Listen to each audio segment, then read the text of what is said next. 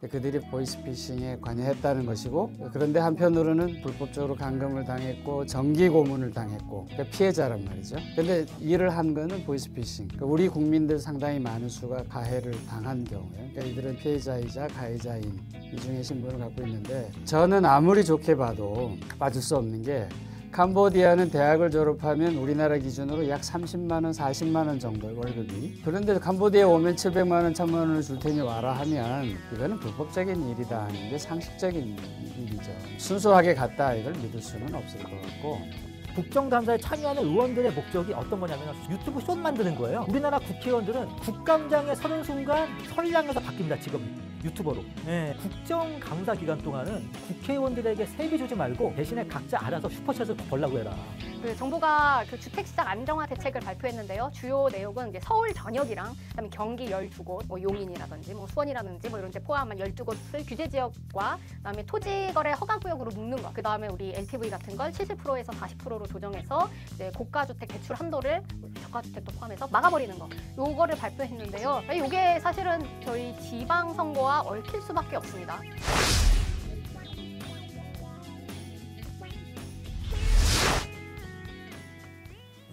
안녕하세요, 짬밥 러분들. 오늘도 다시 돌아왔습니다.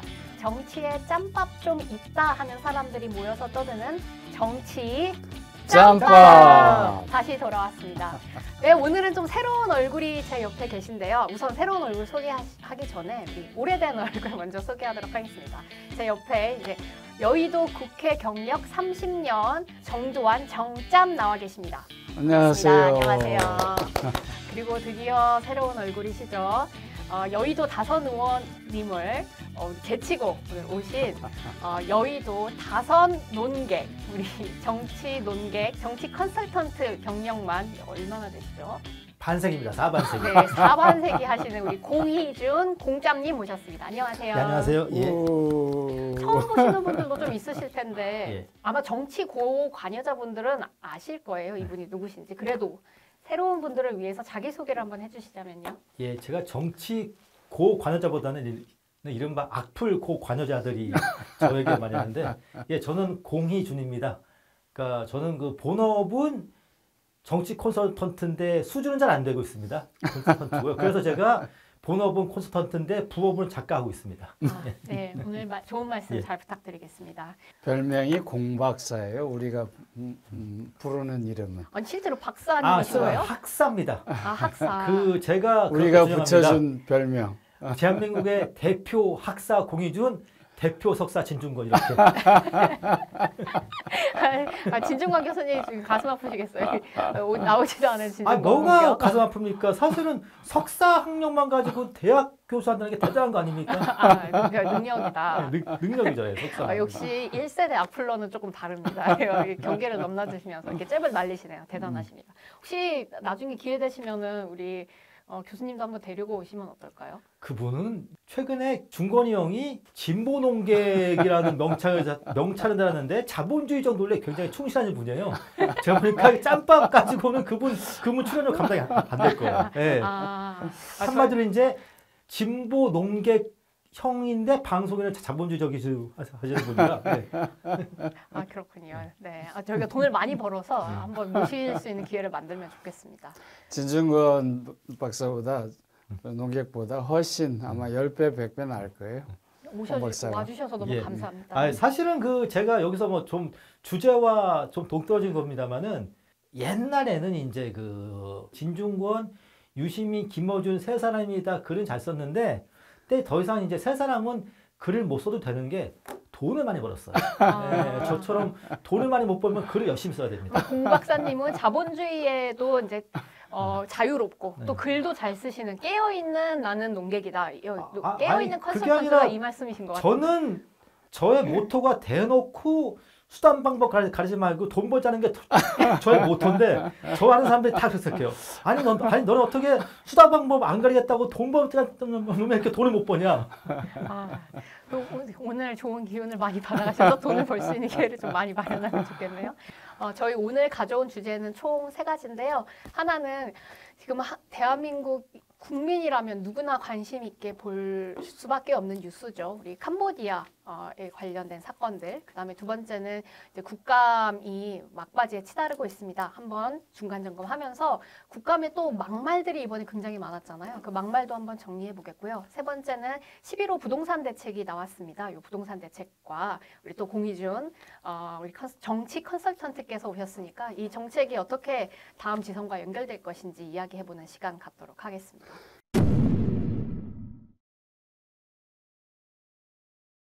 말을 잘한다는 걸 이제 생각하니까 이제 제가 또 캄보디아라는 생각이 드는데 우리 젊은 청년들이 지인들의 취업 추천 뭐 아니면 취업을 해주겠다라고 하는 아주 달콤한 말에 속아서 캄보디아로 이제 많이 넘어갔습니다. 그리고 그 이후에 실종된 사건들도 이제 계속 나오고 있고 심지어는 사망한 사건도 나왔는데요. 그 캄보디아 취업 사기, 즉 보이스피싱 업무에 가담하게 하는 일자리를 제한받고 간 청년들이 여러 가지 사건 사고를 당하고 있습니다. 그 캄보디아 사고를 어떻게 좀 보셨나요? 캄보디아는 제가 태어날 때부터 전쟁 중이었어요. 그러니까 보면 캄보디아가 그 1960년대 말부터 벌써 내전이었는데, 그러니까 제가 좀 쉽게 설명드릴게요. 캄보디아는 벌써 60년 가까이 후삼국 시대입니다. 저는 제가 이제 캄보디아 가시겠다는 분들에게 제가 그 말씀을 드릴게요. 캄보디아는 60년째 후삼국 시대입니다. 킬링필드. 그렇죠. 네. 안경만 써도 지식인이라고 사례를 했던 어마무시했던 역사를 갖고 있었죠. 그런데 참고로 제가 여기서 잠깐 제가 이제 뭐 크메르루즈 입장에서 좀 저 해명을 하자면은 그렇지. 그 당시 이제 캄보디아 전 인구의 4분의 1이 사망했는데 실제로 학살당해 죽은 인구보다는 굶어 죽은 사람이 훨씬 더 많다고 합니다. 굶어 죽은 사람이. 예. 크메르루즈의 후예치고는 참. 지금 온라인 사기 범죄가 계속 이제 성행하는 것이 그 내부에서 캄보디아의 사실상 나라 경제를 책임지고 있는 절반 정도 가까이 되는 비율이 이 온라인 사기에서 나온다고 하더라고요. 그러니까 이번 사건의 문제는 그건 것 같아요. 이제 64명을 캄보디아 가서 데리고 왔잖아요. 그들이 보이스피싱에 관여했다는 것이고, 그런데 한편으로는 불법적으로 감금을 당했고 정기 고문을 당했고, 그러니까 피해자란 말이죠. 그런데 일을 한 거는 보이스피싱. 그러니까 우리 국민들 상당히 많은 수가 가해를 당한 경우예요. 그러니까 이들은 피해자이자 가해자인 이중의 신분을 갖고 있는데, 저는 아무리 좋게 봐도 빠질 수 없는 게 캄보디아는 대학을 졸업하면 우리나라 기준으로 약 30만 원, 40만 원 정도 월급이. 그런데 캄보디아에 오면 700만 원, 1000만 원을 줄 테니 와라 하면 이거는 불법적인 일이다 하는 게 상식적인 일이죠. 그러니까 순수하게 갔다 이걸 믿을 수는 없을 것 같고, 그다음에 이제 두 번째로 캄보디아 내에서 이 사업이 이렇게 번창하고 지금도 뭐 프린스 그룹에 지금 천재 회장이 도망을 갔네, 뭐 총리 등 고위 정치권하고 무슨 연관이 있네 하는 얘기가 나오는 게, 중국이 캄보디아 그러니까 굉장히 많은 투자를 하다가 코로나 그걸로 이제 관광이 끊기고 카지노가 끊기고 뭐 이러면서 이제 이들이 와서 판을 치는데, 소위 중국계의 마피아가 판을 치는데 봐줬다는 거 아니에요? 그래서 이제 정경유착이 돼 있는 상황이어서 한편으로 참 많이 안타깝습니다.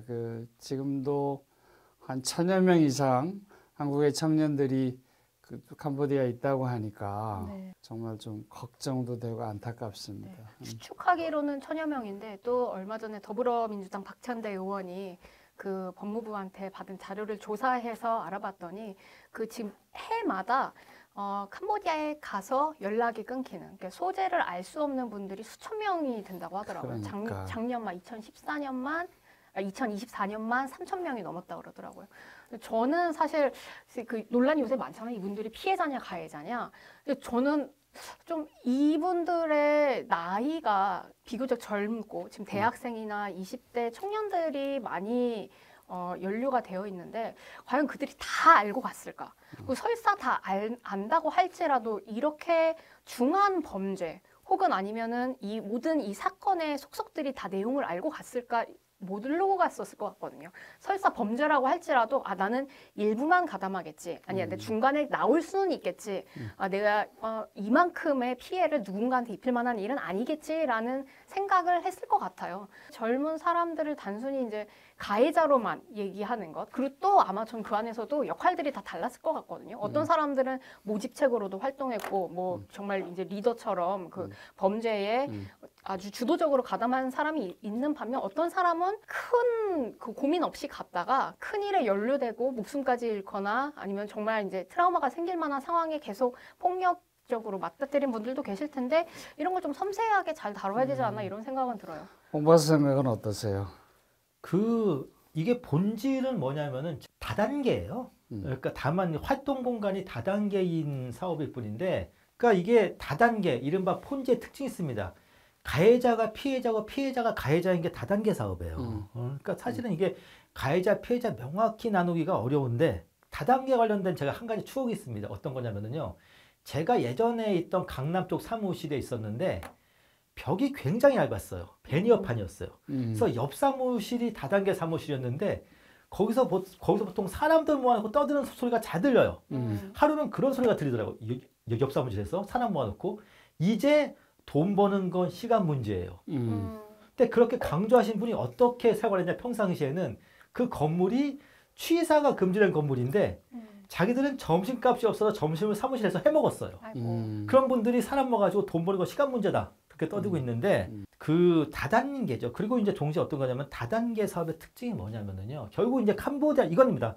본질이 뭐냐면은 캄보디아가 사업 공간이 다단계일 뿐이에요. 네, 그러니까 근데 이게 다단계가 안 알려졌는데 결국 다단계는요. 처음에 사다리 놓은 사람만 돈 법니다. 그러니까 제가 항상 그래요. 딱 가자마자 회사에서 요구하는 게 사람 모아와라 하면 그건 무조건 사기입니다. 예, 사람 모아와라. 우리 이제 신장께서 말씀하신 게 일리가 있어요. 그러니까 다 알고 갔느냐, 모르고 갔을 수도 있다고. 가서 한 일이 좀 다를 수 있다. 그것도 있고. 그 다음에 왜 거기까지 갔느냐. 정치권 일각에서 문제 제기하는 것 중에 하나가 제대로 된 일자리가 없어서 우리 청년들을 이렇게 내몰고 있는 거 아니냐. 그게 우리 이제 기성세대들, 어른 세대들의 책임이다. 사실은 맞는 말입니다. 그런 면에서 굉장히 가슴이 아파요. 그리고 앞으로도 계속 이런 문제가 쉽게 끝나지 않을 수 있겠다 하는 걱정이 되는 이유가 이제 그 문제잖아요. AI로 대표되는 엄청난 새로운 문명의 파고, 그 다음에 이제 트럼피즘으로 대표되는 새로운 국제 경제 질서의 재편, 이런 것들이 옥죄어 오기 때문에 청년 일자리를 쉽게 해결할 수 없어서 그런 문제가 있는 건 맞는데, 피해를 당했던, 보이스피싱으로 피해를 당했던 분들은 굉장히 복잡한 심정으로 그 공항에 끌려 들어오는 청년들을 봤을 것 같아요. 1년에 보이스피싱으로 지금 피해를 당하고 있는 추정 금액이 약 1조 원이래요. 2만 3천 명 정도가 피해자고 50대 이상이 50%가 넘는답니다. 한 사람이 한 369만 원 정도 당했다고 하는데. 이게 수법이 너무 정교하고 다양해지고, 특히 어떤 사람들은 이제 제가 듣기로는 실제로 그런 식으로 캄보디아로 넘어가거나 하는 사람들은 지인의 정보까지 이제 다 주면서 그 사람의 이름, 뭐 혹은 가족, 뭐 이런 아주 상세한 디테일한 정보까지 다 알고 있으니까 여러 가지 다른 방법으로 이제 보이스피싱을 하더라고요. 그래서 한국에서도 그 제 주변이나 뭐 아니면 특히 이제 가족들이나 뭐 이런 분들은 한 번씩 받아본 경험이 있지 않나 싶습니다.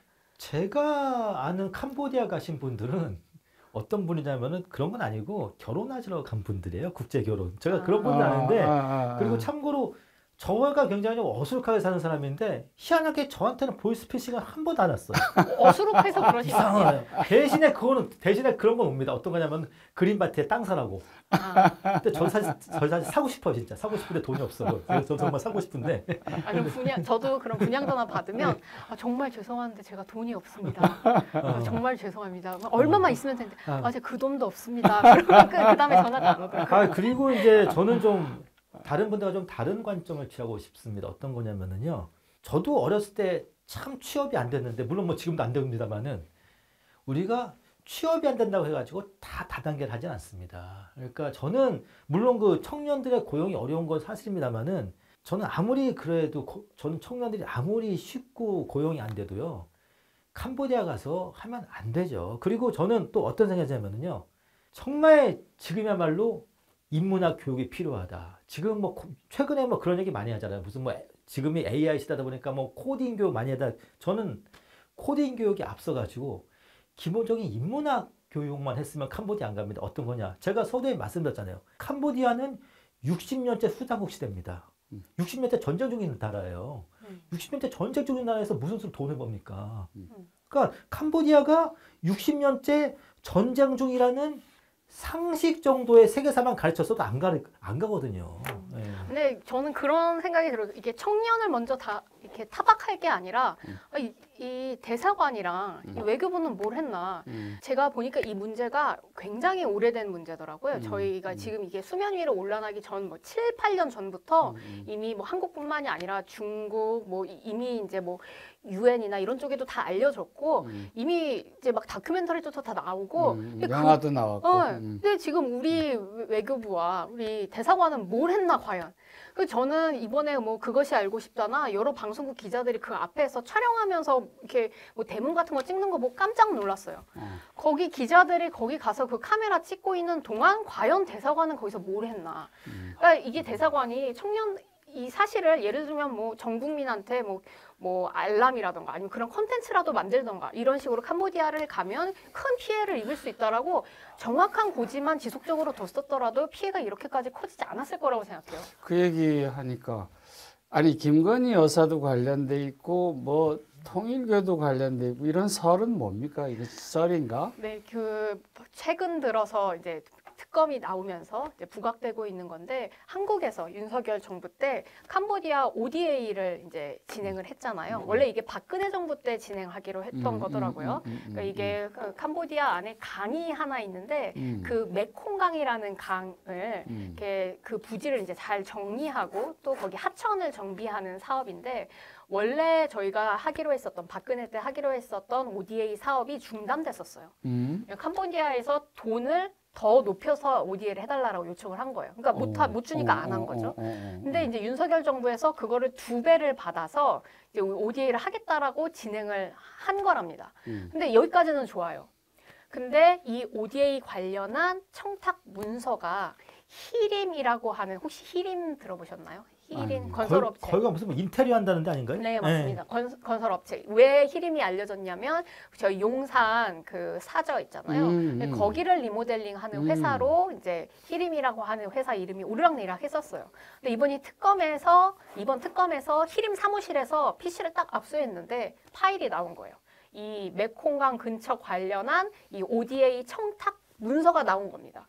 그러니까 이게 연결이 되는 거예요. 이 히림이라고 하는 회사는 김건희랑 연결이 돼 있고. 근데 왜 이 히림 회사에 그 ODA 관련한 서류가 나오지? 이게 연결됐다고 볼 수밖에 없지 않나. 그게 통일교까지 가요? 그리고 이제 여기서 중요한 게 이 메콩강이 사실은 통일교가 수건 사업으로 개발하려고 했던 그 개발 관광 부지와 굉장히 가깝다는 거예요. 그러니까 그리고 이런 사진도 있었죠. 이게 저희가 이게 뜬 소문일 수도 있지만 계속해서 연달아서 이런 일들이 일어나다 보면은 이게 사실일 수 있지 않나 의심이 갈 수밖에 없잖아요.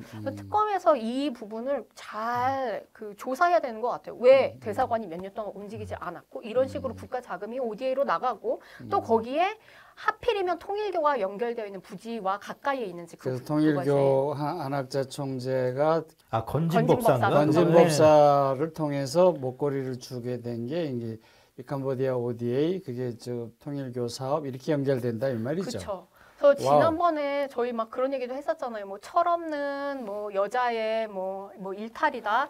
전혀 그런 것 같지 않아요. 일단은 철없는 여자라는 것도 잘못됐지만 영부인이 이런 식으로 그게 뭐 6천만 원짜리든 4천만 원짜리든 목걸이 받아가지고 뭔가 사업을 연결하고 이거 자체가 국정농단이죠. 그때 이 사진 기억나실 거예요 아마. 그 캄보디아 갔을 때 김 여사가 아이를 안고 이게 본래 사진이 예수와 마리아가 그 피에타 그 유명한 조각. 근데 이제 오드리 헵번이 했던 그 포즈이기도 하고 김건희 여사에서 그러니까 그 김건희 씨가 벤치마킹하는 모델이 몇 개 있었어요. 몇 명 있는데 오드리 헵번, 또 한 사람이 제클린 케네디, 그리고 이제 세 번째가 이부진. 이 3대 벤치마킹 대상이었거든요. 이 조명도 사실은 너무 뻔하게 연출되어 있는 게 보이죠. 그래서 본인 얼굴만 딱 그리고 말입니다. 제가 이 방송에서 계속 말씀드릴게요. 캄보디아는 60년째 내전인 나라예요. 내전인 나라에는 돈을 주면 안 됩니다. 다 세계돼 있어요. 내전인 나라에는 돈이 아니라 현물을 줘야 맞습니다. 현물, 식량, 의약품 이런 거 줘야 맞거든요. 그러니까 돈을 준다는 거는 중간에 다 빼먹으라는 소리예요. 네, 이놈 저놈. 네, 말이 안 되는 거거든요. ODA 공적 자금이 지금 엄청나게 늘어나서 전체 규모가 한 30억 불이니까 한 4조 5천억. 그 중에 지금 이제 캄보디아 가는 것만 1년에 한 4천억 된다고 그러죠. 연 단위로. 이번에 이제 한국 청년들 보이스피싱 관련한 친구들을 데리고 오면서 그 코리안 데스크를 만들자 이랬는데 지금 캄보디아에서 안 받아들여가지고 ODA를 줄여버리자 뭐 외교적 압박을 하자 이제 이런 얘기들이 있는데 지금 이 문제가 끝난 문제가 아니고 지금 공식 통계적으로만 봐도 1,000여 명이 여전히 활동한다는 거고 아까 신참 말씀대로 2-3천 명이 못 돌아오는 이런 상황이면 계속되는 문제니까 앞으로 관심도 계속 가져야 될 것 같고 특단의 뭐 이 얘기만 할 수 없어서 제가 말씀드리는 건데 하여튼 특단의 대책들을 이번 기회에 그리고 특검에서도 이게 정말 정치권하고도 관련이 돼 있는지 종교계하고도 관련이 돼 있는지 좀 제대로 수사를 해줬으면 좋겠습니다. 네. 그리고 이게 절차 자체에 대한 문제 제기도 있더라고요. 그렇게 통상적으로 뭐 ODA든 뭐 아니면 다른 뭐 EDCF라고 하는 아예 이제 돈을 빌려주는 형태로 지원을 하는 형태도 있는데 그걸 하게 되면 통상적으로 15% 이상 증액을 하면은 예타부터 돌려야 된다는 거예요. 근데 그것도 안 돌리고 2달 만에 승인을 대통령이 내버린 거죠. 지난번에 네. 제가 말씀드릴게요. 우리가 한국 전쟁 6.25 전쟁 당시에 미국이 전쟁 중일 때는 현금 지원 안 했습니다. 현물 지원했습니다. 캄보디아는 60년째 내전 중인 나라예요. 네. 전쟁 중인 나라에서 돈 못 법니다. 그리고 동시에 전쟁 중인 나라에는 현금으로는 단돈 1원도 주면 안 됩니다. 현물을 줘야 돼요. 현물로. 때문에 저는 캄보디아에 대한 ODA는 너희 삼국시대 끝나면 우리가 지원하겠다. 정전을 하건 휴전을 하건 일단은 캄보디아에서 총성이 완전히 멈춘 다음에 그 다음에 ODA를 해야 되는 겁니다. 네. 그리고 저 너무 이렇게 좀 극단적인 말을 해도 되나요? 왜 우리가 캄보디아를 도와줘야 되나요? 뭐 그거는 해야죠. ODA는 왜 도와줘? 전쟁 중인 나라를 이렇게까지 도와줄 필요가 있어요? 그러니까 그게 좀 인도적 지원인데 ODA는 해야죠. 이제 한국이 세계 경제 규모가 10위니까 우리도 또 사실은 그 원조를 받고 지금 살아남은 그리고 상공한 나라니까. 근데 아까 공 박사님이라고 해야 될까요? 네. 공장께서 말씀해 주셨던 것처럼 이게 형태와 지역이 중요한 것 같아요. 이게 뭐 예를 들면 다른 나라에서도 해외에서 뭐 부자라고 불리우는 나라들도 가난한 나라한테 지원을 많이 해주는데 어떤 건 실패하고 어떤 건 성공하거든요.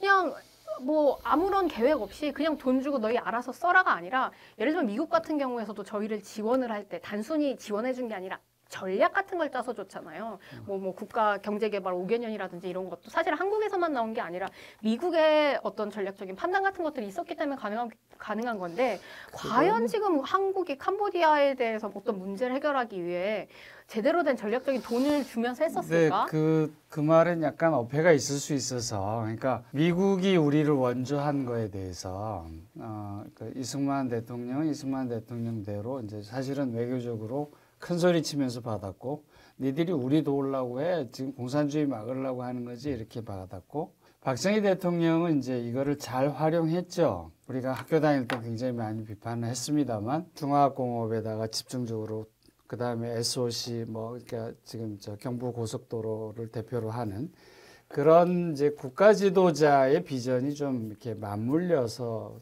대한민국 이제 전쟁 이후에 세계 최초 유일한 이제 성공 국가고 지금 우리가 하는 ODA나 뭐 베트남이나 가나나 이런 캄보디아나 뭐 이런 나라들 수많은 나라들이 하고 있는데 이제 사실은 그들의 국내 정치 문제가 좀 포함되어 있어서 우리가 어디까지 관여할 수 있느냐 하는 건 조금 한계가 있을 겁니다.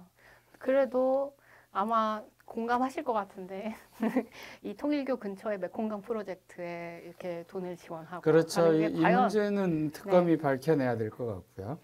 정말 화가 납니다. 아니 요 돈을 차라리 거기 일자리가 없어서 갈 곳 없는 청년들 뭐 교육식이라도 시키는데 그냥 줬으면 좋겠어요. 네, 죄송합니다. 너무 흥분했습니다. 저희 캄보디아 문제는 아무래도 계속 지속적으로 좀 논의가 될 만한 일들일 것 같은데요. 아무튼 이런 것들이 좀 반복되지 않기 위해 국가가 해야 하는 역할이 좀 뭐가 있을까요? 네, 저는 계속 제가 색다른 시간에 말씀드리는 게 외교 말씀드렸잖아요. 지금 강남 아줌마들이 이제 애들을 키우는 목표 하나가 외교관 만드는 거잖아요. 근데 일단 저한테 걸리는 게 있습니다. 네, 누굽니까? 아줌마라고 표현하는 거. 맞아. 강남 학부모. 아니, 강남 대치동 아빠들 얼마나 지금 교육열이 강하신데요. 아줌마랑 아저씨라고. 근데 제가 여기서 한마디 하려면은 저는 진정으로 훌륭한 아버지는 저는 자녀 교육에 관심이 없어야 된다고 봐요. 저는 그렇기 때문에 저희 아이가 시험을 본다는데 저는 관심이 없어. 4학년인데 저는 그래서 저희 세대는 절대 생각할 수 없는 저희는 공동육아제 함께 보는 거지. 그리고 저는 이제 저희 아빠가 이런 분이셨거든요. 아빠가 내 어렸을 때 같이 뭔가 나랑 같이 공부하고 나를 같이 이제 인도해주고 이랬으면 얼마나 좋았을까를. 요새 농담 있잖아요. 왜 아빠의 무관심, 엄마의 헌신, 할아버지의 재력. 저는 그래서 거기서 3분의 1 제 역할 충분히 하고 있습니다. 무관심하게.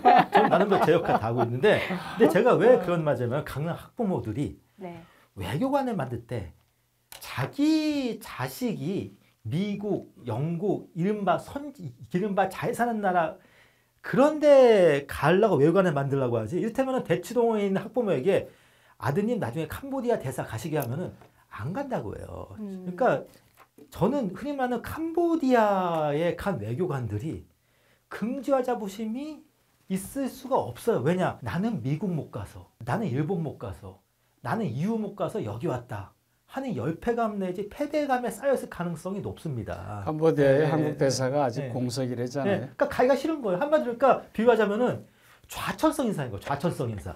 앞으로 한국 외교 정책이 어떤 거냐면은 이른바 좀 잘 사는 나라, 편한 나라 그런 나라들이 아니고 전쟁 중인 나라, 못 사는 나라 그런 나라의 대사로 가야지 나중에 장관 된다는 그런 인센티브가 있어야 되거든요. 이를테면 교사들도요. 낙도에 가야지 승진되기 쉽습니다. 전 그렇기 때문에 강남 학부모들에게 아이 외교관 되면 제일 먼저 가는 데가 캄보디아예요. 이러면은 앞으로 어떤 효과가 생기느냐. 강남 학부모들의 과도한 입시 여유도 줄이면서 동시에 상대적으로 우수한 인재가 캄보디아 가고 일석이조하니까. 한국의 뭔가 외교의 질을 그렇죠. 더 좋아질 수 있을까요? 그렇게 하면? 요즘은 아마 국립외교원 같은 데 갈 겁니다. 외국어지 안 보고요. 국립외교원 수석 졸업자는 캄보디아. 그 다음 사람은 저쪽 저쪽 아프리카의 전전 중인 나라. 이런 식으로 보낸다고 저는 보는 거예요. 어떻게 보면 사실은 그런 데야말로 진정으로 외교관의 역량이 필요한 거지. 미국 같은 데 가서 무슨 외교관의 역량이 필요 있어. 다 뭐 인프라 갖춰져 있는데.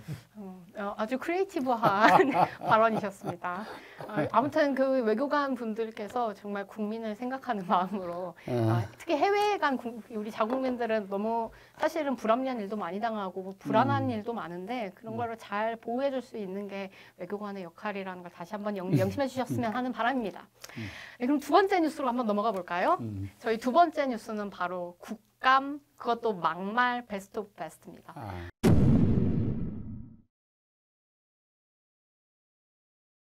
국감 혹시 보셨어요? 죄송합니다. 저는 국감 안 본 지가 20년이 됐대요. 20년이 넘었네요. 왜 안 보시는 것 같으세요? 아무 효과가 없으니까. 그냥 국감이란 게 거대한 노이즈 마케팅의 장소인데 제가 굳이 남의 노이즈 마케팅 볼 필요는 없잖아요. 근데 악플러로서 가서 악플 게시판을 봐야 되는 거 아니에요? 제가 그런 거 굳이 벤치마킹할 거 없는 게 왜냐면 악플에 관해서는 그분들이 저를 벤치마킹하지. 우리 정점께서는 보셨습니까? 예, 봤습니다. 근데 뭐 다 보지는 않고요. 그냥 뉴스 잘 챙겨봤는데 오늘 아침 그 유력 일간지 일면 톱이 그거더만요. 진짜 세 개가 없다. 그러니까 정말 촌철살인의 지리다운 지리가 없다. 비전을 제시하는 것도 없고. 그러니까 소위 말하는 국감 스타가 이제는 안 나오는 상호 존중도 없고 시정잡배라 그러면 그들이 좀 기분 나빠할 것 같은. 그러니까 이게 시정잡배는 아니고요. 국감이 망가진 이유는 하나입니다. 지금 이제 국정감사의 목적이 국정감사에 참여하는 의원들의 목적이 어떤 거냐면 유튜브 숏 만드는 거예요. 그러니까 지금은 우리나라 국회의원들은 국감장에 서는 순간 선량에서 바뀝니다. 직업이 유튜버로. 여의도의 부천이 돼버렸어요. 부천이 또 이제 여의도의 그 우리 유튜버의 성지거든요. 저는 그런 생각을 해요. 딴 게 아니라 국정감사 기간 동안은 국회의원들에게 세비 주지 말고 대신에 각자 알아서 슈퍼챗으로 벌라고 해라. 그래서 막말이 하도 많이 나와가지고 이제 보기가 싫을 정도인데 그래도 한번 막말을 뽑아주신다면요. 어떤 게 좀 있을까요? 일단 압권은 최혁진 의원이 했다는 거, 조요토미 히데요시 이게 제일 압권인 것 같고요. 정말로 국회의원의 자질을 의심케 하는. 안 그래도 지금 민주당이 조희대 대법관에 대해서 대법원장에 대해서 압박을 해서 이게 정치적으로 옳으냐 그러냐 말 더 나가서 사법개혁 이러면서 내란 제품부 만든다 여기까지 나가면서 이거 과하게 하다가 옛날에 문재인 때 윤석열 키워주고 끝난 그런 실수를 반복하는 거 아니냐 이런 걱정을 하고 있는 판에 조희대 대법원장을 국감장에 세워놓고 또 추미애 위원장이 또 못 나가게 하고 강금이니 어떤 이런 판에 시대의 사진 같아. 그런데 저는 거기에 대해서 제가 이제 그 송도율 교수가 말한 내재적 접근법에 의해서 제가 이제 최혁진 교수를 제가 남자 한번 변호해볼게요. 최혁진 의원에 대해서. 네. 사실은 우리가 추미애 의원이 자주 무리수를 두는 이유 하나가 꼽는 게 그거잖아요. 추미애 전 법무부 장관 전 대표가 노무현 전 대통령 탄핵의 주역이잖아요. 그렇죠. 그러니까 그걸 가리기 위해서 계속 무리수를 둬야 되는 것처럼 저도 몰랐는데 최혁진 의원이 박근혜 정부에서 출사를 하셨더라고요. 출사. 박근혜 정부에서 무슨 아마 위원장을 맡으셨는데 지금의 이른바 민주당 계열 정당에서 최혁진 의원은 정치적 돌싱남이에요. 갔다 돌아오신 분이거든요. 그러니까 어떻게 보면 저분이 정치적으로 초원이 아니다 보니까 재원이다 보니까 더 사랑받을 행동을 더 해야 돼요. 사랑받을 행동을. 저는 거기에 좀 더 덧붙이고 싶은데 사실 이분이 지금 무소속이시죠. 네. 그리고 사실은 박근혜 때 한 자리 했었어도 문재인 정부 때에서도 한 자리를 하셨어요. 저는 이제 충분히 이제 민주당 특히나 이게 PD 계열이시라고 하더라고요. 그 민중민주 계열로 그리고 사회적 협동조합 같은 거 일도 하시고. 잠깐만. 그럼 저분이 PD 계열이시면요. 사실 민주당은 NL의 당이기 때문에 정치적으로도 돌싱이지만 이념적으로도 돌싱이신 거네. 근데 더 돌싱은 뭐냐면 이분이 돌싱인가? 이분이 원래 그 사회당에 계셨었어요. 그럼 사회당에 계다가 기본소득당이 만들어지면서 같이 이제 탈당을 한 그 분이신 거예요. 부지런하시네요. 근데 저는 이게 바로 이 대한민국 정치의 퀄리티가 점점 떨어져가는 이유가 사실 마찬가지인데 지금 국민의힘이나 저쪽 뉴라이트 된 부중은 저기 운동권 출신들이 많아요. 그렇기 때문에 저쪽이나 이쪽이나 진보나 보수나 좌파나 우파나 이 갔다 오신 분들이 항상 시끄러워. 갔다 오신 분들이. 그 이분이 사실은 저는 준연동형 비례대표제, 그러니까 선거제도 개혁에 그냥 가장 많은 수혜를 받으신 수혜자이신 것 같아요. 기본소득당이 추천한 그때 이제 당시 민주당의 그 비례연합 정당의 이제 후보로 연번을 받으셔가지고 국회의원이 됐는데 원래라면은 이제 제명당하고 기본소득당이 가셔야 되는데 그걸 거부하시고 무소속으로 남으신 거잖아요. 사실은 개의한 거죠. 저도 지금 신점 얘기하신 게 그게 가장 아픈 대목인데 이게 지금 웃기는 사람이 웃기는 과정을 통해서 말이 안 되는 과정을 통해서 국회의원이 될 수 있는 선거제도가 대한민국 선거법이에요. 네. 이게 그 수순에 따라서 국회의원이 안 될 사람이 국회의원이 돼 있는 겁니다.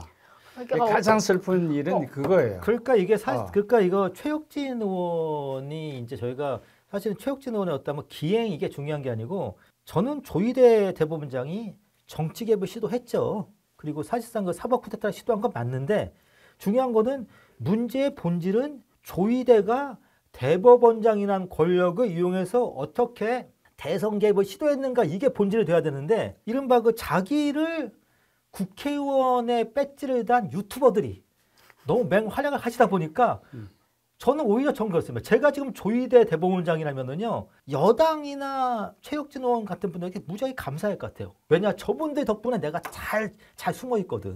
그렇죠. 잘 숨어 있거든. 그래서 오히려 약간 빛나는 것 같아요. 점잖게 대응하는 느낌이. 그래서 오히려 그래서 조희대 대법원장은 이번 과정에서 가장 수혜를 입었다 할까?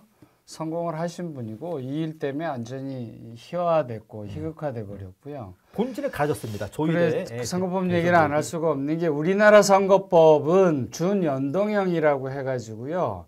설명하기도 굉장히 힘들게 돼 있습니다. 비례대표가 뭐 56석인가 되는데 그 중에 3분의 1은 준연동형으로 뽑고 기존의 제1당 뭐 2당 그러니까 국민의힘이나 아니면 민주당 여기가 그 의석수를 다 받으면 비례를 못 받게 돼 있으니까 이상한 위성정당을 만들고 위성정당에서 짬뽕들을 모아서 비례 투표를 받아가지고 몇 석을 얻은 다음에 나누는 거잖아요. 그 중에 이제 기본소득당 하나 갖고 그 시대전환 하나 가고 뭐 이런 식으로 나눠 먹기를 했고 이번에 이제 그 청와대 대변인으로 가신 민주당 의원이 빠지니까 그 자리에 이제 기본소득당 목이 갔는데 그 자리를 안 가고 나 민주당 갈 거야 하니까 막 용인 대표가 난리 쳐가지고 안 받아주니까 지금 무소속인 거예요. 그러니까 제가 말하고자 하는 핵심은 뭐냐면 국회의원이 안 돼야 될 사람이 이상한 방법으로 웃기는 방법으로 국회의원이 될 수 있는 구조가 현재의 법이에요. 현재의 법. 과거의 법이 아니고. 그래서 제가 정말 화가 나는 게 그러니까 이전에 민주주의 활동을 하셨던 민주주의 운동을 하셨던 많은 진보 인사들이 그 준연동형 비례대표제에 사실상 동조했고 그거는 뭐 나이나 이런 걸 가리지 않고 그 다음에 이제 거기에 저랑 같이 몸담았던 녹색당의 하승수 대표, 그 다음에 뭐 여러 사람들이 정말 짬짬이로 뭔가를 하다가 저는 자기 배지 달려고 하다가 결국엔 대한민국 정치를 수십 년을 뒤로 밀어버린 일이라고 생각하거든요. 이거는 저는 빨리 다음번 선거 때는 고쳐졌으면 좋겠습니다. 그 대한민국에서 가장 복잡한 구조가 세 가지 구조가 있습니다. 어떤 거냐? 삼성의 지배구조, 그리고 대학 입시제도, 그리고 지금의 선거법 제도인데 이겁니다. 삼성의 지배구조가 복잡하면은요 누구만 이득 보냐? 삼성이 이득 보고 대신에 손해는 국민이 봐요. 그리고 입시제도가 복잡해지면은요 강남 학부모들만 이익인 겁니다. 네. 그리고 선거제도만 복잡해지면은요 누가 이득이냐면은 기득권 정치 세력만 이득이에요. 그러네요. 그러니까 어떠한 제도든지 복잡해지면은 가진 놈은 더 갖게 돼 있습니다. 모든 개혁은요 단순해지는 게 개혁인 거예요. 그런데 한국은 선거법 개혁하면서 점점 복잡하게 만들어. 그러니까 어떻게 보면 이런 상태로 가다 보면은요 대한민국 선거법 전문가가 어떤 사람이 돼야 되냐? 삼성 고문 변호사나 대치동 입시학원 강사가 돼야 돼. 그 정도 이해할 수 있는데. 아니, 그 박사님 새로운 그 일자리가 나온 것 같아요. 네. 이게 정치 컨설턴트 어떻게 해야 위성정당으로 이렇게 묶어서 네가 들어가면 순번 몇 번 받고. 맞네, 그거 하면 돈 되겠다. 그거 하면. 설계해 주시죠. 저는 차라리 이럴 바에는 그냥 뭐 저기 국회의원들 뭐 사다리 타고 뽑던가 이렇게 되는데 저럴 때 이겁니다. 앞으로 모든 개혁의 방향은요 간단하게 만드는 거예요. 심플하게, 단순하게 만드는 누구나 알 수 있죠. 그게 연동형입니다. 그 연동형 비례대표제로. 그런데 오히려 그게 더 복잡해졌잖아요. 그러니까 그거를 연동형을 하려고 하면 거대 정당들이 의석이 줄어드니까 그때 꼼수를 써가지고 준이라고 하는 걸 붙여서 사실상 연동형 비례대표제가 아닌 걸 만들어버렸죠. 준자 붙으면은 아무것도 아닌 겁니다. 이를테면은 준자 붙으면 그럼 뭐 저 같은 사람도 뭐 준미남이게 준미남. 준 박사님. 한마디로 저희가 이겁니다. 준자 붙으면 다 가짜예요. 다 사기입니다. 네, 고민준 네, 박사님. 나 이번에 이 일을 보면서 많이 생각난 사람이 이탄희 의원 같은 사람. 예. 그러니까 한동훈 저 법무부 장관을 앞에 두고 꼼짝 못하게 정말 아주 논리적으로 명쾌하게, 그죠? 그런 사람 생각나더라고. 그리고 옛날에도 네. 노무현 대통령이 될 때도요, 노동희 삼총사라고 있었어. 노무현, 이상수, 이해찬. 그러니까 이분들이 돌아가면서 역할 분담해가지고 국정감사에 펄펄 날았거든. 지금 국회의원 안 하고 있는 박용진 의원. 국감을 통해서 굉장한 쟁쟁한 스타들이 나오는데 이번에는 스타는커녕 뭐라 그래야 돼? 그런데 저는 과거에 이제 그 노무현, 이상수, 이해찬 세 명의 청문회 스타 탄생이 가능했던 게 딱 하나입니다. 그때는 유튜버가 없었기 때문에. 유튜버가 없었기 때문에. 예. 왜냐하면 이 유튜브가 문제구만. 왜냐하면 그 세 분 그러면 정치 짬법도 접어. 어떻게 보면 아니 저희 유튜버인데 왜 아니, 저희가 접어요? 아니 왜냐면 지금 기준으로 봤을 때는요. 노무현 전 대통령, 이해찬 전 총리 그리고 이상수 전 장관 모두 유튜브 부적격 캐릭터들이에요. 아니 지난번에 우리 그 문잠께서 그런 얘기 해주셨어요. 이렇게 국감 기간을 따로 두지 말고 그냥 상시적으로 국정감사 할 수 있게끔 만들어야 된다. 그게 그냥 국회 본연의 역할로 일을 하는 건데 왜 그거를 특별 기간이라고 해서 뭐 촬영하고 내보내느냐. 맞습니다. 그러니까 그 정말 잘 지적해 주셨는데 5.16 쿠데타에 의해서 이제 이런 제도를 없애버리고 그 다음에 이제 새로 정비한 게 언제냐면 제가 그때 김광일 의원 비서를 할 때인데 그때 김광일 의원이 이제 이 국정감사제도, 국정조사제도를 새로 입법을 하셨어요. 그래서 제가 조금 뭐 그 양반이 워낙에 전문가여서 제가 도와드린 건 없고 심부름만 좀 했는데 이제는 국정감사제도는 없애야 될 것 같아요. 없애고 상시국감이고 이미 상시 국회가 열려 있고 그때는 국회가 어쩌다 한 번씩 열렸어요. 그 시절만 해도. 근데 지금은 국회가 늘 딱 정해져 있잖아요. 뭐 홀수달 딱딱 정해져 있으니까. 그래서 국정감사 제도를 없애야 지금 말씀하신 대로 유튜버 노릇하려는 국회의원들 그거 좀 없앨 수 있을 것 같아요. 그러니까 저는 농담이 아니라 저는 국정감사 기간 동안은 세비 지급하지 말고 슈퍼챗 받을 수 있게 각자 국회의원들이 슈퍼챗으로 걸어라. 그 기간만큼은 국가 예산 많이 좀 세이브 되겠네. 네, 그렇죠. 슈퍼챗 팡팡 터질 만한 일이 그 외에 또 있었는데 혹시 기억나시는 막말 장면들 있으십니까? 많아요 지금. 뭐 추미애 나경원 뭐 등등 보고 초딩이야 뭐 이런 거. 그러니까 저도 너 다 해먹어 뭐 이런 거 보는데 저는 그거 볼 때만 어떤 생각이 나냐면은 저건 무슨 가족 오락관도 아니고 또 박정훈 찌질한 놈아 뭐 이런 거. 근데 더 웃긴 건 나는 그거였어. 나경원 의원은 언니가 없습니다. 이게 제일 웃겼어. 정말 웃겼어. 나경원 언니가 그것도 제역진이라. 그 나경원 의원의 신랑이 춘천지법원장인가 그러는데 거다 대고. 근데 저는 오히려 최혁진 의원 이해하게 된 게 많이 갔다 오셨네요. 그분이 있다는 거 국힘도 어떻게 박근혜 정부도 갔다 오셨고 그리고 사회당도 갔다 오셨고 그러니까 어떻게 보면 돌싱을 많이 하시다 보니까 아니 제가 생각하기엔 돌싱을 너무 폄하해 하시는 것 같아요. 돌싱이라 그래서 사람이 나쁘거나 뭐 줏대가 없거나 그러니까 사랑을 받아야 되니까 사랑을. 뭐 그러면 오히려 유랑자. 사랑의 유랑자 맞아. 사랑의 유랑자. 근데 저는 제가 맞는지 안 맞지만 저는 박정훈 의원이 그런 말도 했다면서요. 옥상에서 보자. 그 말은 참 멋있더라고요. 그러니까 사실은 그렇습니다. 그러니까 저는 이거예요. 저는 옛날에 그냥 화끈하게 몸싸움 한 번 하고 그냥 끝났거든요. 왜냐하면 저는 오히려 국회 선진화법이 몸싸움을 금지했는데 오히려 말로 하니까 더 지저분해요. 그냥 화끈하게 한타까리 해. 그리고 깔끔하게 끝나자. 저희 국감 보면서도 참 황당한 일들이 많았습니다.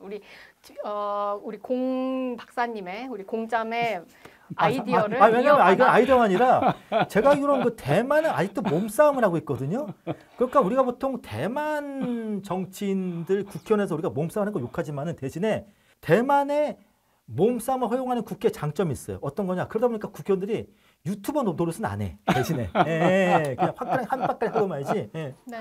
근데 저는 사실 그 유튜브에서도 그런 막말이나 아니면은 뭐 이런 조롱 이런 컨텐츠들이 굉장히 자극적이잖아요.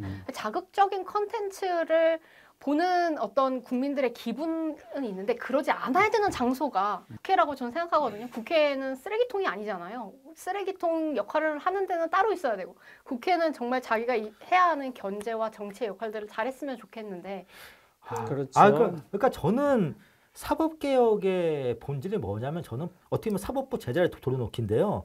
원래는 한 사회에 정화조 역할을 하는 게 법원이에요. 법원은 원래 근엄한 데가 아닙니다. 그러니까 우리가 보통 한 사회에 정신적, 제도적 정화조 구실을 하는 게 법원이거든요. 조희대 대법원장의 실제 역할이 뭐냐면 저희가 보통 우리가 좀 약간 정화조 청소하는 차량에 운전하신 분하고 같은 분이신 분이에요. 저는 그 때문에 법원이 근엄하다? 저는 동의하지 않습니다. 왜냐? 법원이란 건 어떤 곳이냐면은 죄 지은 놈이 죄 지은 놈 심판하는 곳이 법원이다. 민주당이 사법개혁의 대의는 맞는데 중요한 건 뭐냐면은 민주당 정치인들이 사법개혁을 자기들이 슈퍼챗 받는 장소점을 생각하고 있다는 거예요. 그렇기 때문에 저는 민주당이 정말 정신 차리고 사법개혁에 임해야 되는 게 민주당 정치인들이 자기 정치한다면서 오히려 법원의 위상을 올려주고 있다는 게 저는 오히려 지금 가장 큰 문제라고 보는 겁니다. 사법부는요, 우리 사회에서 가장 신성한 곳이 아닙니다. 사법부는 그 국가의 정화조 같은 곳이에요.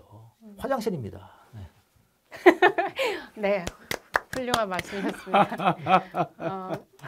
저희 이렇게 사법부 혹은 아니면 지금 이게 국정감사가 어떻게 끝날지는 사법개혁이 어떻게 끝날지는 좀 계속 지켜봐야겠고요. 국정감사 끝날 때도 한 번 더 저희 이 주제 꼭지로 좀 다뤄보면 좋겠습니다.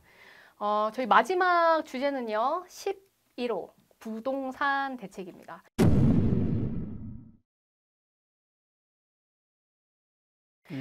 제가 저희 그 지역 카톡방이 있어요. 주민분들이 계시는 부동산 대책에 공지되자마자 댓글이 막 이렇게 카톡방이 쭉쭉쭉쭉 올라가면서 이거 어떻게 된 일이냐 다 묻고 묻는데 아무도 정확히 아는 사람이 없고 혼란의 도가니로 빠진 하루였습니다. 그 정부가 그 주택시장 안정화 대책을 발표했는데요. 주요 내용은 이제 서울 전역이랑 그다음에 경기 12곳 뭐 예를 들면은 뭐 용인이라든지 뭐 수원이라든지 뭐 이런 데 포함한 12곳을 규제 지역과 그다음에 토지 거래 허가 구역으로 묶는 것. 그다음에 우리 LTV 같은 걸 70%에서 40%로 조정해서 이제 고가주택 대출 한도를 저가주택도 포함해서 막아버리는 거. 요거를 발표했는데요. 요게 사실은 저희 지방선거와 얽힐 수밖에 없습니다. 제가 그 부동산 카페에 들어가 보니까 어떤 분들이 이렇게 달렸더라고요. 절대 민주당 뽑으면 안 된다. 민주당 뽑으면 다음번엔 세금을 붙일 거다. 이런 얘기가 나오더라고요. 저희 정치 컨설턴트 나와주셨으니까 한번 요 부동산 대책과 이 정치 지선을 한번 전망해 보신다면요. 제가 아마추어 역사가를 자처하고 있습니다. 자처예요. 자칭하고 준 있는데. 역사가로. 네네. 그럼 가짜 역사가인데. 가짜 역사인데. 근데 이게 동서고금을 막론하고 성군에 관한 얘기가 항상 그렇게 시작합니다. 성군에 관한 역사는 어떤 문제로 시작하냐? 조세와 부역을 줄이고 또 시작합니다. 때문에 우리가 보통 세금 올려서 선거 이긴 경우가 한 번도 없어요. 예전에 그 제가 물론 어떤 분들은 뭐 현대복지국가 말씀 많이 합니다만은 현대복지국가 모델 무너졌습니다. 저는 신자유주의가 아니에요. 신자유주의가 아니지만은요. 세금 올려서 정권 재창출한 경우가 한 번도 없어요. 결국 저는 이겁니다. 현대복지국가가 30년 만에 무너진 게 어떤 거냐면은 세금을 30년 동안 계속 올리니까 대출은 묶었지만은 세금은 못 올리고 있잖아요. 자기도 아는 거예요. 때문에 결국 이제 포인트는 대출 규제가 아니고 세금 문제인데 지금 이재명 정부 저는 제가 입장을 이해하는 게 지금 현재 부동산값 상승은 전 세계적 문제예요. 특히 어떤 거냐면은 19 바이러스가 한창 창궐할 때 경기 부양을 위해서 세계 모든 나라들이 돈을 다 풀었어요. 네. 그렇기 때문에 지금 흔히 말하는 유동성이 어느 나라는 다 넘잖아요. 그러니까 어떻게 보면 이 돈은 돈 되는 곳을 찾아갑니다. 그래서 이 돈들이 부동산을 갖다가 금을 갖다가 아무 갖다가 막 왔다 갔다 하는데 결국 이제 이재명 정부는 부동산에 쏠린 돈이 주식으로 그런데 그게는 불가능한 게 의식주할 때 그 주가 주거나 주택이지 의식주 할 때 주식이 아니거든요. 그런데 그건 별로 안 되는 건데 저는 이재명 정부가 조금 불운하다고 봐요. 어떤 거냐면은 시중에 이렇게 유동성이 잔뜩 풀린 상태에서 새로운 정부가 출범해 버린 거예요. 어쩔 수가 없는 거야 지금은. 대출을 안 묶으면 어떻게 해야 되냐? 이자를 올려야 되는데 이자를 올릴 수는 없거든요. 결국 이제 정부에서는 현실적으로 세 가지 선택지가 있었습니다. 세금 올리는 거, 이자 올리는 거, 대출 규제였는데 데미지가 덜한 게 대출 규제였어요. 정부 입장에서 정치적 데미지가 가장 덜한 게. 나는 오히려 지금 30대 중반이시니까 그 아직 결혼 전이시고 그래서 거꾸로 좀 묻고 싶어요. 그 청년들이 보시기에는 이번 조치가 어땠어요? 아니, 지금 나와 있는 특히 이제 대출 규제가 사실은 고가 주택의 대출 한도를 막는 건지 저는 조금 의심스럽더라고요. 그러니까 지금 사실은 서울에서 집을 살려면 그러니까 빌라를 산다고 해보시죠. 빌라를 예를 들면 뭐 5억, 뭐 6억 한다고 쳐요. 근데 사실은 자기 현금 다 들고 5억, 6억짜리 집을 살 수 있는 청년이 어디 있겠어요? 대출을 받아서 해야 되는데 이거 주택 한도 대출을 2억으로 그러니까 6억으로 해버렸단 말이죠. 그렇죠? 그럼 거기에서 청년들이 근데 LTV가 40%가 묶이면 자기가 적어도 3억은 들고 있어야 되는데 이 3억을 갖고 있는 청년들이 과연 얼마나 될까? 그러니까 즉 사실은 고가주택 한도라고 하지만 오히려 저가주택의 대출을 한도를 막아버린 거 아닌가 이런 생각이 좀 들고 사다리를 걷어찼다? 아니 그렇죠. 그리고 지금 차관 지금 나왔잖아요. 차관 본인은 다 갭 투자 해놓고 그 2주택 갖고 있다가 그 뭐 청년들은 뭐 돈 모아서 집을 사야지 집이 현금이 있는 사람이 집 사야지 이런 막말한 게 드러났잖아요. 그 제가 약간 좀 정치적 허무주의를 조장해야 합니다만 죄송합니다만은 이용경 차관인가요? 예, 그분 차관이 그 정도 집 가진 사람들은 겉으로 내세우는 이념이 진보건 보수는 간에 생각들은 다 비슷해요. 예, 어쩌면 그 지금의 국토교통부 차관은 그 정도 집 가진 사람의 평균적인 세관에 말했을 뿐입니다. 그분이 특별히 좋은 분도 아니고 특별히 나쁜 분도 아니에요. 근데 예를 들면 차관급이 특별히 좋은 분도 아니고 특별히 나쁜 분도 아니고 현실을 잘 모르고 말을 하면은 그것도 이제 아주 제가 참고로 그 정도 집 가진 분들은 서민들의 현실을 몰라요. 그분들도 그런 것 같아요. 그러니까 뭐 차관의 발언은 정말 염장 지른다고 하나요? 집값 떨어질 때까지 기다려. 그러니까 있을 수 없는 이야기를 오히려 해가지고. 그러니까 정책적으로 보면 이렇습니다. 저는 이제 구 목사 말에 동의하는 부분도 있고 좀 반대되는 의견도 있는데 코로나를 거치면서 세계적으로 유동성이 이제 확 풀렸죠. 퀀터테이티브 이징이라 그래가지고 어마어마하게 풀렸고 테이퍼링 그러니까 걷어들이는 건 거의 잘 안 됐어요. 그다음에 이제 고금리가 쭉 내려가고 있으니까 미국도 이제 저금리로 가고 있으니까 한국은 있는 대로 다 내렸어. 더 내릴 수 있는 여가가 없어요 지금 이제. 사실은 이창용 한국은행장은 저는 매우 높이 사는 분 중에 한 분인데 가장 어려울 때 금리 이 관리를 정말 잘해줬다 이런 생각이에요. 그래서 저는 개인적으로 좀 다른 생각인데. 그렇구나. 저는 그래서 굉장히 높이 사는 분 중에 한 분이고 자 이제 돈은 풀렸어. 금리는 더 내려가. 그러니 이제 오갈 데 없는 게 부동산에 있는 대로 밀어 올렸어. 그럼 이제 뭐 6억, 8억, 15억, 25억 이렇게 얘기 되는데 이게 다 청년들 입장에서 보면 60년 내내 월급 받아가지고 한 푼도 안 써야 집을 하나 마련할까 말까 하는 세상이 됐어요. 그러니까 부모를 잘 만나거나 할아버지 할머니를 잘 만나지 않는 이상은 집 갖기 힘들어. 이렇게 된 세상이니까 이제 여기서 어떤 정책을 해야 되느냐. 이게 걱정이기도 하고 정말 정도한 당신은 해법이 있어. 솔직히 말할게요. 저 해법이 없어요.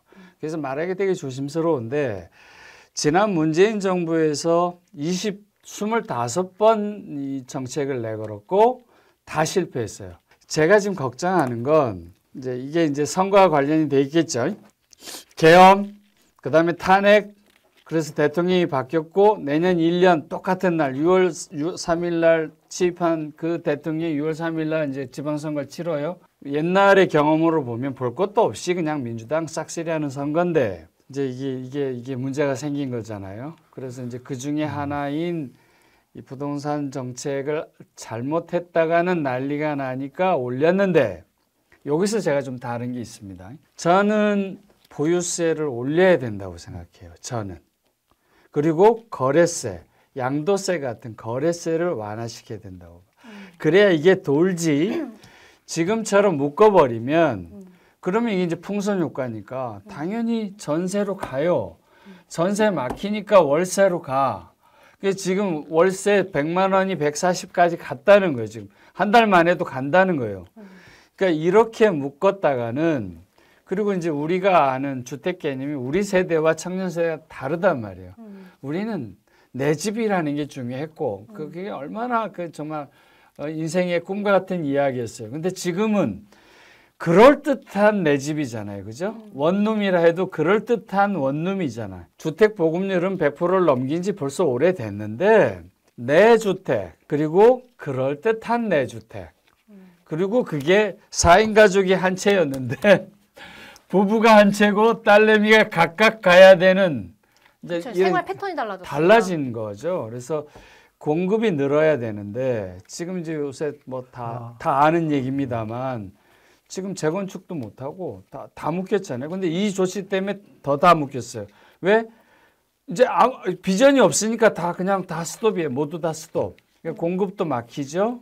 공급을 해야 되는 건 맞는데 옛날처럼 신도시 이렇게 하는 것도 지금 제한적인 상황이 됐고 주택값만 올라간 게 아니라 원자재값 다 천정부지로 올라갔기 때문에 정책 수단을 쓸 수 있는 제한이 있을 수밖에 없는 상황인 건 맞는데 그런 면에서는 과감하게 보유세는 올려서 아니 집이 두 채면 두 채만큼 세금 걷자고 나는 그 얘기 주제 25억이면 25억만큼 세금을 부담시키자고 그리고 거래세를 양도소득세를 완화해서 팔고 나가고 이사 갈 수 있게 해줬으면 좋겠어요. 아니 저는 양도소득세 완화는 완전 공감해요. 그리고 사실 양도소득세가 너무 계속 변하다 보니까 뭐 일시적 이주택 뭐 이런 것도 문재인 정권 때 가장 잘못됐던 것 중에 하나가 정책을 계속 조금씩 바꾸면서 거기에 똘똘한 한 채 이게 문제라고 봐 나는. 그리고 거기에 국민의 피해자가 너무 많았어요. 사실 대한민국 국민이 예를 들면 내가 집 한 채 갖고 있어도 그걸로만 먹고 살 수 없는 국민들이 훨씬 더 많잖아요. 아파트는 있는데 내가 살 수는 없어 하는 사람들이 훨씬 많은데 양도세를 이렇게 세금을 붙여버리고 그러면 이거는 이 사람들은 거래하지 말라는 거거든요. 그러니까 이렇게 정책이 바뀌는 건 전 좋은데 너무 많은 혼선을 국민들에게 야기하지 않았으면 좋겠다. 간단하면 좋겠어요. 그러니까 간단한 복잡해요. 겁니다. 그러니까 딴 거는 어떤 이렇게 이른바 그 보유세 높이면서 새로운 집을 공급을 해야지 되는데 전체적으로 민주당은 지금 어떤 정책이냐면 세금은 오르는데 집은 안 줘. 뭐 저에 대해서 좀 약간 아시는 분들은 제가 조국 당 위원장에 제가 굉장히 좀 반대자인데불구하고 저는 조국 위원장의 한마디 맞아요. 강남에 용적률 높여서 집 올려버리자. 그건 맞아요. 동시에 어떤 거냐면은 정두환 위원장님이나 저희 세대까지는요. 집에서 살아야 돼요. 사는 집인데 지금 젊은 세대들은 집의 자산가치 중시하더라고요. 그러니까 사실은 이겁니다. 지금 3억만 있으면 서울에 집 살 수 있어요. 어디에서 3억으로 집을 사요? 제가 지금 현재 노원구 같은 곳은요. 3억짜리 아파트가 있어요. 많아요. 근데 그런 게 있는 거죠. 자산 가치를 본다기보다 그렇죠. 출퇴근을 보는 거예요. 저희는 사실 서울에서 집을 산다? 그러면은 출퇴근이 가까웠으면 좋겠죠. 3억을 주고 출퇴근 멀리 가면은 근데 제가 말씀을 그러면 저희 서울 외지역에서 화가 나가지고 서울 외지역에서 사지. 아까 이겁니다. 왜 노원에서 이겁니다. 왜 자산 가치가 왜 없냐면은 출퇴근 불편하니까 없는 거예요. 이를테면 제가 이제 2015년에 노원구에 있는 작은 아파트로 전세를 가는데 거기 주인분이 저한테 집을 사라고 하시더라고요. 그때 저희한테 그러면서 1억 5천이면 산다고 했습니다.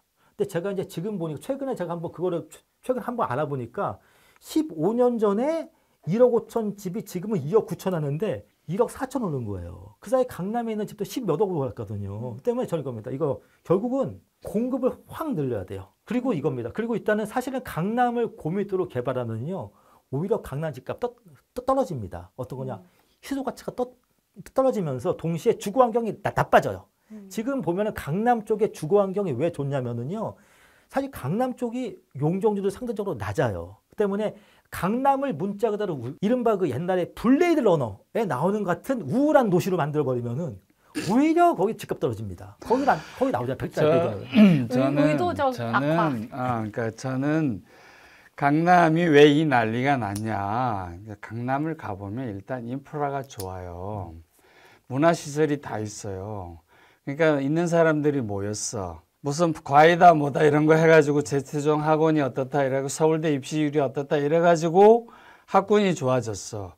그러니까 지금 모든 유입 요인이 넘치고 넘치는데 강남이에요. 그죠? 그러니까 우리가 갖고 있는 자원 중에 대부분을 거기다 갖다 넣었어요. 왜 그러냐? 내가 그랬더니 세세히 따져보니까 지금 이 부동산 논쟁을 하는데 여구 야구 간에 서로 막 욕하고 난리지만 질문 하나예요.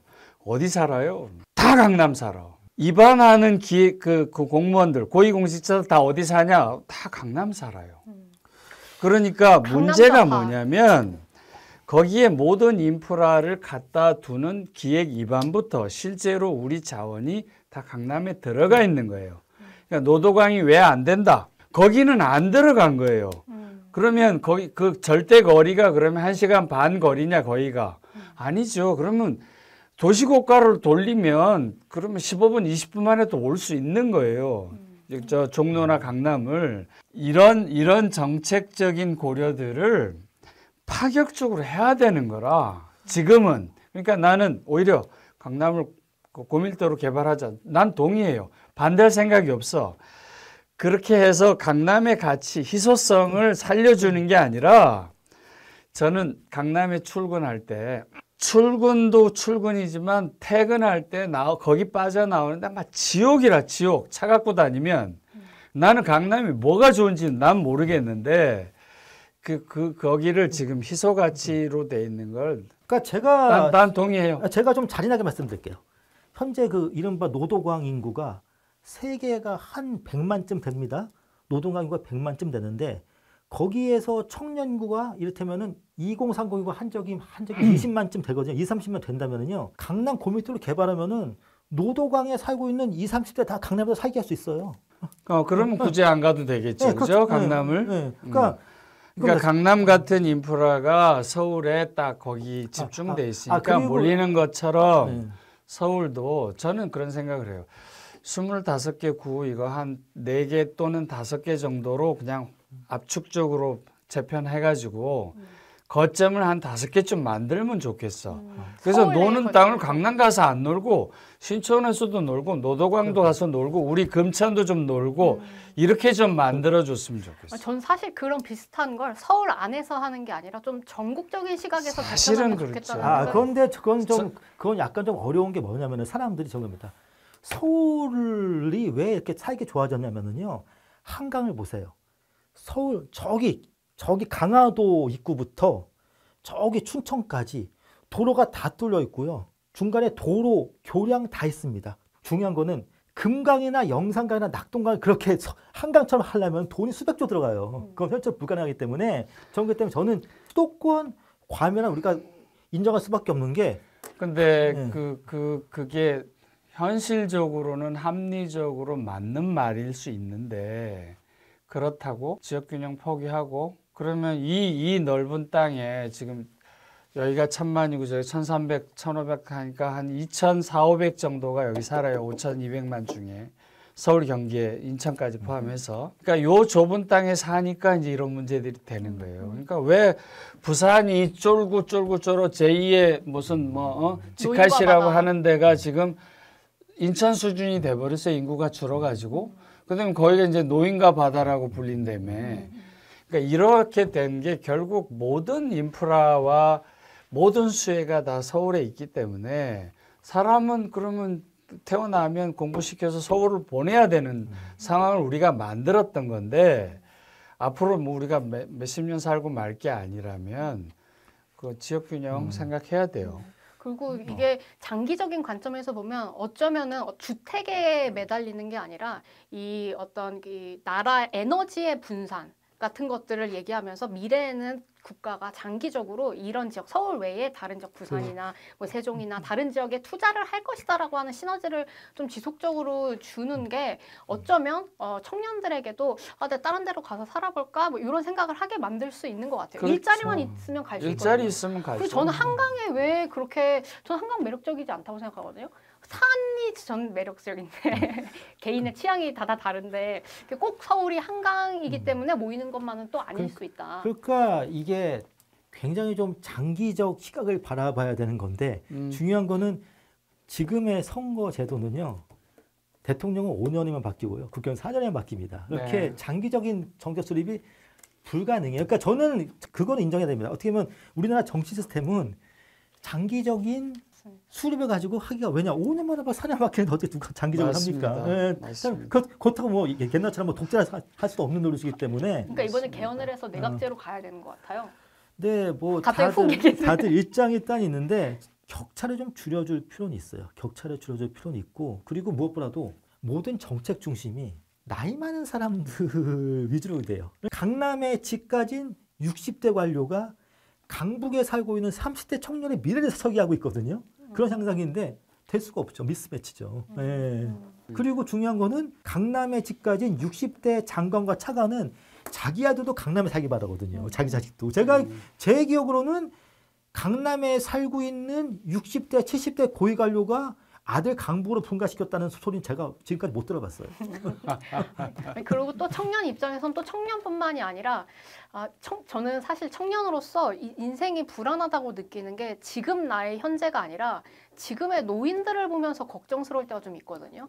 사실 60대, 70대 분들 중에서도 격차가 굉장히 심하단 말이에요. 어떤 심하죠. 분들은 네. 정말 뭐그 양극화 세계 일이니까 일자리도 없고. 제가 여기서 오늘은 주제 아닙니다만 제가 여기서 이른바 영포티 얘기 잠깐 할 수밖에 없는 게 영포티는 아니신 것 같아요. 저는 영포티 아니라 저는 그냥 구태예요. 저는 그냥 구태인데, 그러니까 사실은 영포티를 또 욕을 먹는 중에 이유가 하나가 뭐냐면은 다른 세금 올리자는 얘기는 다 해도 상속세나 증여세 올리자는 얘기는 잘 안 해요. 왜냐? 앞으로 자기들이 상속과 증여를 받아야 되기 때문에 어떠한 그 이제는 개인의 헌신과 희생도 필요하지만은요 세대의 헌신과 희생도 필요합니다. 지금 우리나라에서 가장 큰 희생과 헌신이 필요한 세대는 누구냐? 영포티 세대예요. 그 586 세대가 아니라요. 왜냐? 586들은 벌써 이제 다 이제 소득이 하향 곡선이기 때문에 그러니까 지금은 앞으로 이제 소득도 정점일 뿐만 아니라 앞으로 상속과 증여도 받을 영포티들이 희생을 해야 되는데 그런데 중요한 건 이 영포티들이 상속세나 증여세 올리자는 얘기는 절대 안 해. 그게 문제예요. 그리고 아까 제가 많이 잠깐 갔네. 이렇게 지나갔는데 보유세 같은 경우에도 그냥 다 보유세를 그냥 올려버리는 게 아니라 그 집이 뭐 다주택자인 사람들, 그다음에 아주 고가 주택인 사람들 지금 보니까 한 50억짜리 아파트에 뭐 보유세를 해에 5천만 원 정도 내겠다 뭐 이런 게 그 민주당 사이에서 나오고 있는 아이디어 중에 하나인가 봐요. 그러니까 촘촘한 그러니까 모두에게 다 보유세를 올려버리면 그것이 세입자한테 이전이 되니까 좀 촘촘한 계획이 필요할 것 같아요. 제가 여기서 아주 원래는 그 주택 문제 해결되려면은 주택의 상속과 증여를 금지해야 돼 맞아요. 왜냐하면 이게 사실은 이게 가장 큰 게 뭐냐면은 왜 강남 집 가지고 저 많은 노인들이 왜 이렇게 안고 있냐면은 자식 물려주려고 저러는 거거든요. 때문에 우리가 부동산에 대해서만큼은 상속과 증여를 금지하는 이른바 좀 크메르 루즈적인 발상이 아니면은 털리기 어려워요. 저는 솔직히 말씀드려요. 크메르 루즈적인 발상이 아니면은. 그 부동산에 대해서는 할 말이 많아지기 때문에 아마 다음번에 또 한번 이야기해보면 재밌을 것 그리고 같습니다. 참고로 이건 제가 말씀드리면은 민주당이 왜 대출 규제했을까? 세금을 올릴 자신이 없기 때문에 대출 규제했다고 보시면 될 것 같습니다. 세금 올릴 자신이 없기 때문에. 한번 보겠습니다. 왜냐면 보유세 또 올린다는 얘기가 또 이렇게 있어가지고. 근데 지금 대출 죄인 거 처음에 했던 거 6억으로 쟀다가 이번에 이제 뭐 몇 억 이하는 이렇게 해가지고 결국은 15억 이하는 2억밖에 안 나와 이러니까 이제 청년들이 서다리를 걷어찼어. 요게 이제 가장 큰 반향이 일어나는 것 같은데 돈 있는 사람들은 이제 논하는 판이 됐어요. 거꾸로.